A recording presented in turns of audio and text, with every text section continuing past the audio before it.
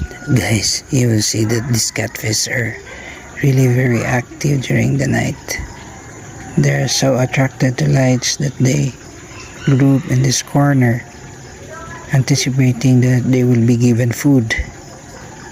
So these catfish are nocturnal fish. They're very active during the night. That's why we have to feed them during the night as well.